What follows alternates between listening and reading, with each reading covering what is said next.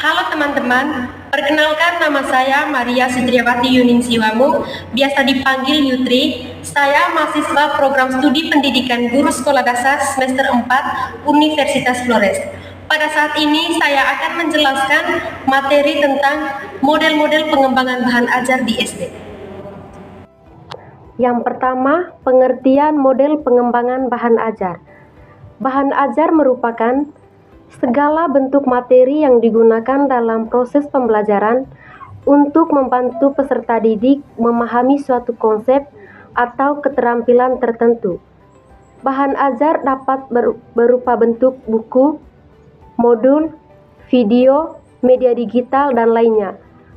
Menurut Tom Sloan, 1998, bahan ajar merupakan instrumen utama dalam kegiatan belajar mengajar yang harus disusun secara sistematis agar dapat digunakan secara efektif oleh pendidik dan peserta didik.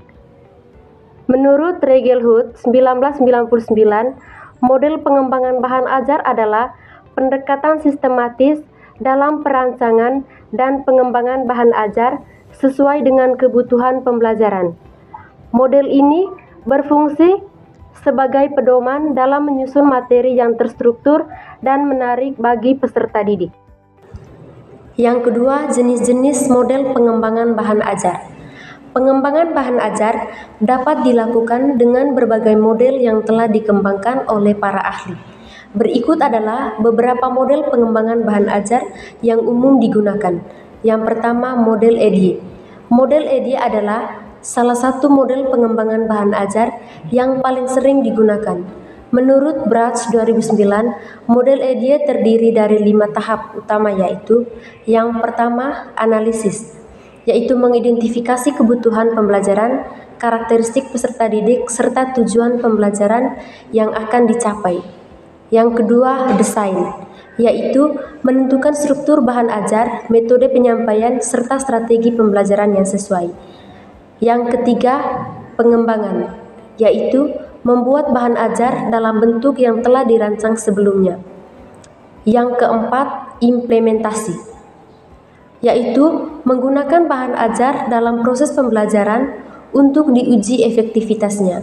Dan yang kelima, yaitu evaluasi, yaitu menilai apakah bahan ajar telah mencapai tujuan pembelajaran atau perlu diperbaiki. Menurut Smaldino, Lofter, dan Russell 2008, keunggulan model ini adalah pendekatannya yang berbasis tujuan sehingga bahan ajar yang dihasilkan lebih terarah dan sesuai dengan kebutuhan peserta didik. Yang kedua, model Ditch and Cray.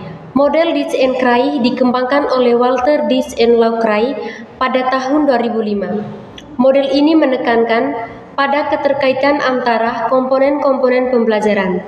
Menurut Ditch and Cray, pengembangan bahan ajar harus melalui beberapa tahapan berikut ini. Yang pertama, menentukan tujuan pembelajaran. Yang kedua, menganalisis kebutuhan dan karakteristik daripada peserta didik. Yang ketiga, mengembangkan strategi pembelajaran yang sesuai. Yang keempat, menyusun bahan ajar berdasarkan analisis yang telah dilakukan. Yang kelima, mengimplementasikan bahan ajar dalam pembelajaran. Yang keenam, melakukan evaluasi untuk mengukur efektivitas bahan ajar. Menurut Smaldino, Lofter, dan Russell 2008, keunggulan model ini adalah pendekatannya yang berbasis tujuan sehingga bahan ajar yang dihasilkan lebih terarah dan sesuai dengan kebutuhan peserta didik. Yang ketiga, model 4D, yaitu Definition, Design, Develop, Display. Model 4D ini dikembangkan oleh Tiharjo Samuel 1974 dan sering digunakan dalam pengembangan bahan ajar berbasis penelitian. Model ini terdiri dari 4 tahap, yaitu yang pertama, definisi, yaitu menganalisis masalah pembelajaran dan kebutuhan bahan ajar. Yang kedua, desain atau perancangan, yaitu merancang struktur bahan ajar dan memilih media yang sesuai. Yang ketiga, pengembangan, yaitu membuat prototipe bahan ajar dan menguji cobakannya. Yang keempat, penyebarluasan, yaitu mendiskusikan bahan ajar setelah terbukti efektif. Menurut Trianto 2010, model ini sangat cocok digunakan dalam pengembangan bahan ajar berbasis penelitian, karena pendekatan yang berbasis analisis ini pengujiannya sebelum diterapkan secara luas. Yang ketiga, langkah-langkah dalam mengembangkan bahan ajar. Setelah memahami berbagai model pengembangan bahan ajar, langkah selanjutnya adalah menerapkannya dalam proses pengembangan bahan ajar yang efektif. Yang pertama, menganalisis kebutuhan peserta didik. Menurut Salvin 2006, analisis kebutuhan peserta didik sangat penting untuk memastikan bahan ajar yang dikembangkan sesuai dengan tingkat pemahaman mereka. Yang kedua, menentukan tujuan pembelajaran. Menurut Bloom 1956, tujuan pembelajaran harus jelas dan spesifik agar peserta didik dapat memahami apa yang diharapkan dari mereka. Yang ketiga, memilih model pengembangan yang sesuai. Menurut Ray Gluck 1999, pemilihan model pengembangan bahan ajar harus mempertimbangkan karakteristik peserta didik, tujuan pembelajaran, serta sumber daya yang tersedia. Yang keempat, menyusun dan mengembangkan isi bahan ajar. Menurut Talim Som 2012, bahan ajar yang baik harus menarik, sistematis, dan sesuai dengan kurikulum. Yang kelima, mengimplementasikan bahan ajar.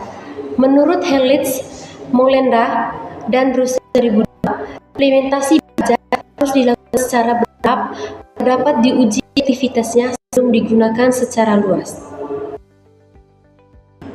Yang terakhir, kesimpulan.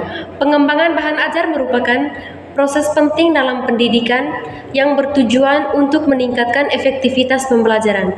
Berbagai model pengembangan bahan ajar seperti EDI, Diss&Cry, serta 4D dapat digunakan sesuai dengan kebutuhan dan kondisi pembelajaran.